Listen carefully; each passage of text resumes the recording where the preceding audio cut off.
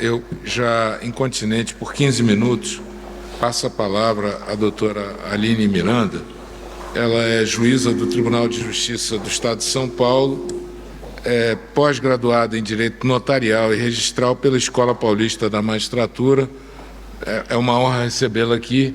Ficamos muito contentes com a sua participação nesse seminário. Tem a palavra.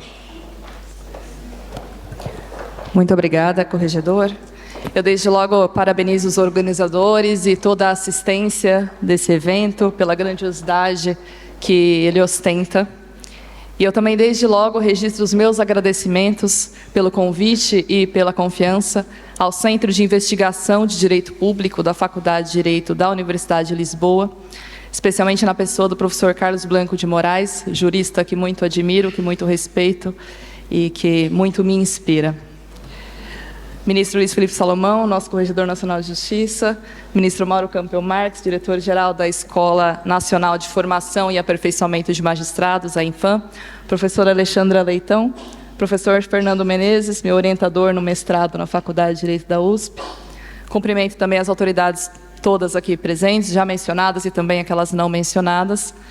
Senhoras e senhores, as políticas públicas de inclusão digital podem ser estruturadas em 4 eixos, me baseando no estudo do Tribunal de Contas da União de 2015, já muito bem explorado pelo ministro Mauro Campbell em sua fala. Mas passando rapidamente, apenas para contextualizar as reflexões que eu pretendo provocar aqui hoje, o Tribunal de Contas da União identificou 4 principais eixos de estruturação das políticas públicas de inclusão digital. O primeiro eixo consiste na implantação da estrutura de banda larga, com acesso com boa qualidade e a um preço acessível. Num segundo eixo de atuação da administração é a promoção do acesso público e gratuito à internet pela implantação dos telecentros, então aquela centralização da disponibilização dos serviços de acesso à internet. Ainda no terceiro eixo, as políticas públicas de inclusão digital seriam aquelas relacionadas ao desenvolvimento de aplicativos de governo eletrônico e ainda a promoção do acesso de uso livre e gratuito em espaços públicos. Por fim, o quarto eixo de desenvolvimento de políticas públicas de inclusão digital é aquele em que se promove a formação e a capacitação para o uso das tecnologias de informação e comunicação, ou TIC, como costuma se abreviar. TIC é Tecnologias de Informação e Comunicação.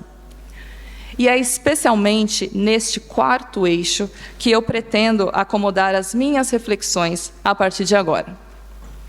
Vamos tratar, então, da promoção do uso da internet, mas não sem deixar de lembrar que estamos tratando de um direito de 4ª dimensão ou de 4ª geração na classificação de Paulo Bonavides.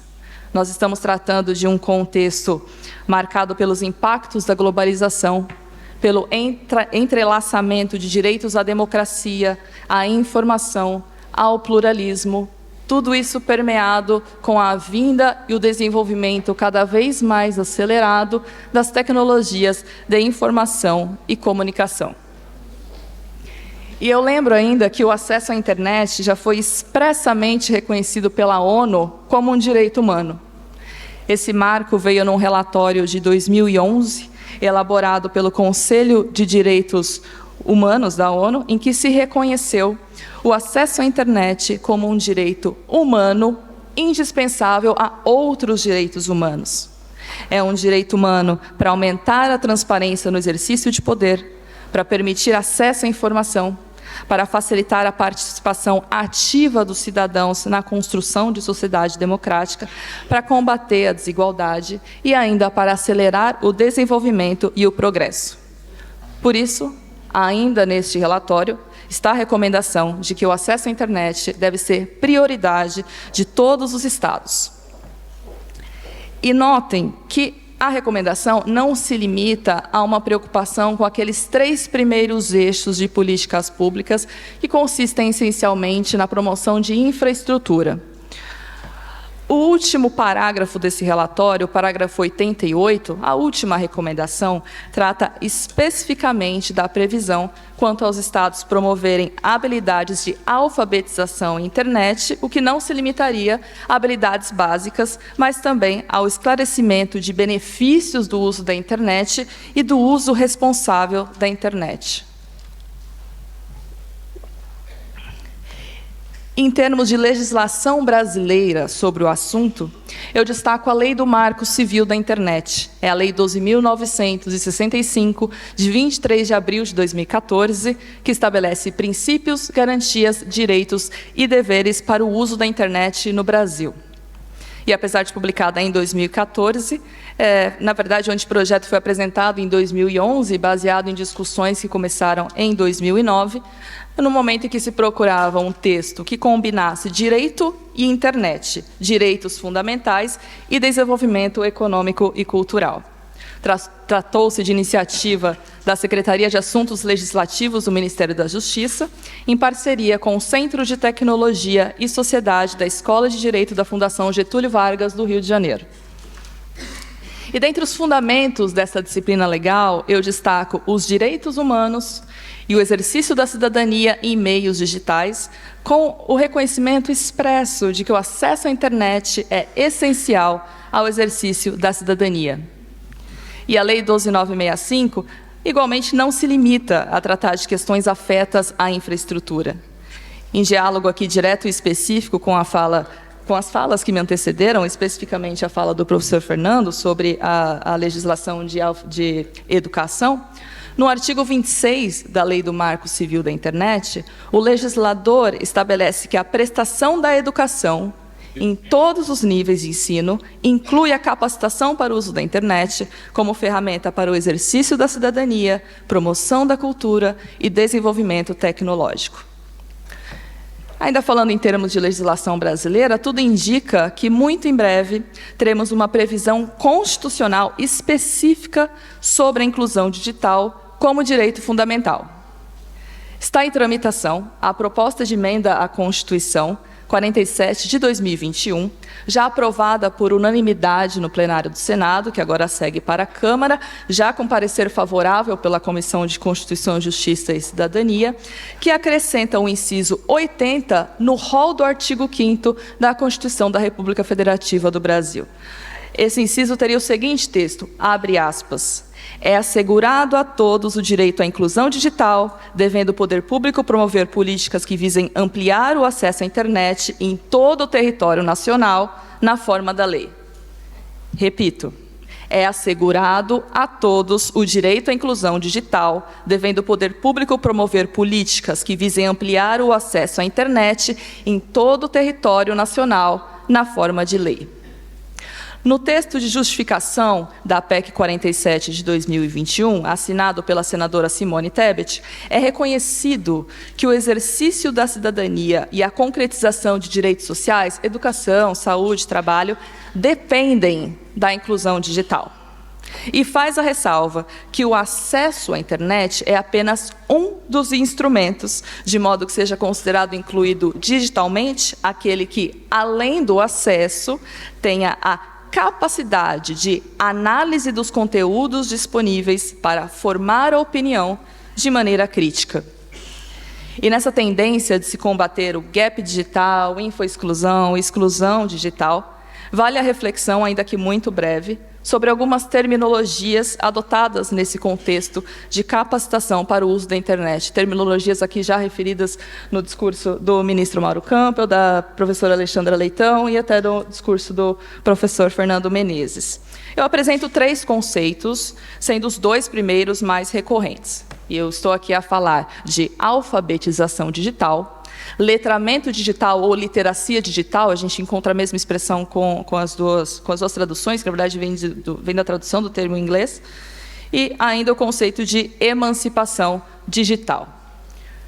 Rapidamente, passando por esses conceitos, a alfabetização digital seria um conhecimento mais simplório dos símbolos e caracteres disponíveis nas ferramentas digitais, o que aqui, pelo que defendo, seria insuficiente para uma inclusão digital plena. Podemos pensar, então, no letramento ou literacia digital, que pressupõe a habilidade da alfabetização digital, é verdade, porque pressupõe esse uso mínimo, identificação dos caracteres e símbolos disponíveis, mas vai além. É uma habilidade mais desenvolvida de interpretação, compreensão e elaboração de participação nos meios virtuais. Magda Soares, pesquisadora e educadora, ao refletir sobre esse tema, define letramento como domínio suficiente à interpretação e compreensão dos diversos contextos que se apresentam ao usuário, que se torna parte integrante dessas práticas sociais desenvolvidas no meio virtual. Já o conceito de emancipação digital, falamos então de alfabetização digital, letramento digital e agora emancipação digital, é um conceito defendido por Gilson Schwartz, que é professor doutor da USP, que defende um deslocamento do paradigma da sociedade de informação para a sociedade de conhecimento. Então, além do acesso, essa pessoa deveria ter à sua disposição a possibilidade de uma formação para controlar os processos produtivos de conteúdo digital. Então, pelo conceito de emancipação digital, o cidadão sai daquela postura exclusiva de consumidor, de que recebe o conteúdo digital, para estar também, se for de sua vontade, no polo autoral dessa participação digital. E aí, já encaminhando um pouco mais para a parte final da minha fala, eu resgato uma referência lá do início, para reforçá-la aqui nesse momento, na sequência do que pensamos como alfabetização, letramento e emancipação digital.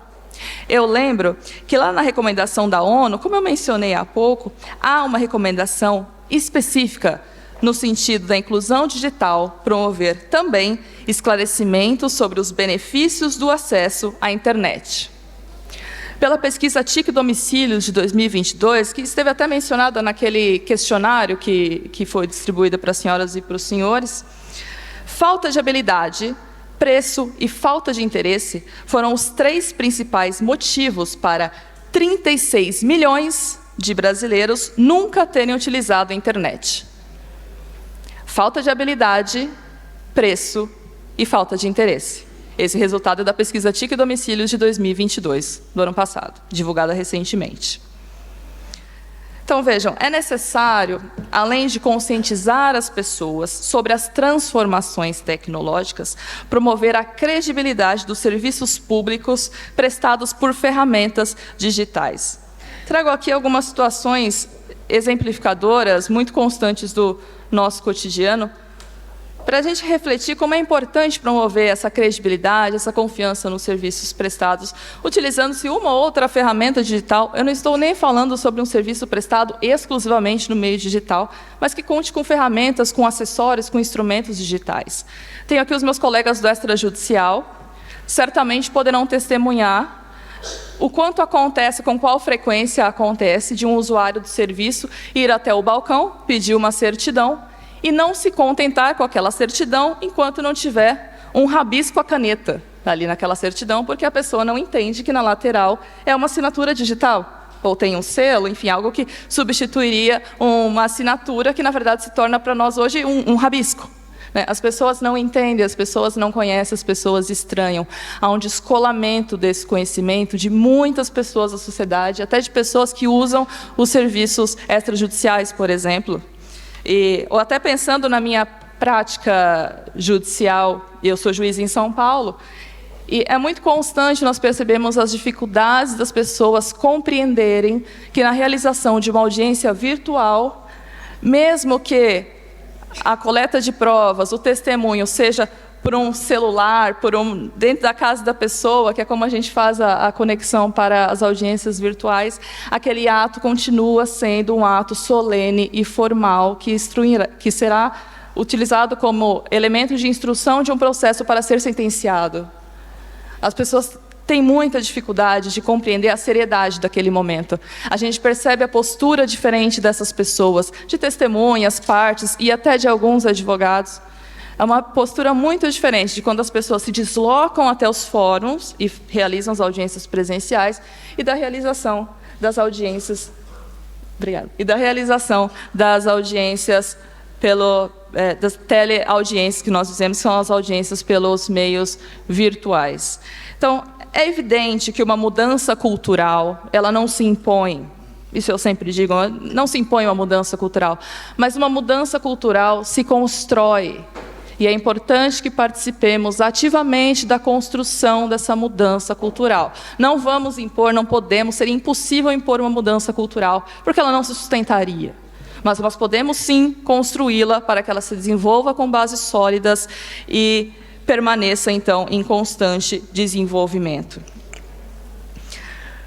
Bem, encerrando, trago apenas mais um dado, que é a pesquisa da Inclusive Internet, do ano de 2022, também muito recente, realizada pelo The Economist, identificou o Brasil, comparando num ranking de 100 países, identificou o Brasil em primeiro lugar como aquele país que mais disponibiliza conteúdo no idioma local. Por outro lado, no ranking sobre literacia ou letramento, o Brasil cai para a posição de 60º, ou seja, de primeiro em disponibilização de conteúdo digital, em habilidade de letramento e literacia, cai para a posição de número 60. Vejam o contraste, vejam a diferença.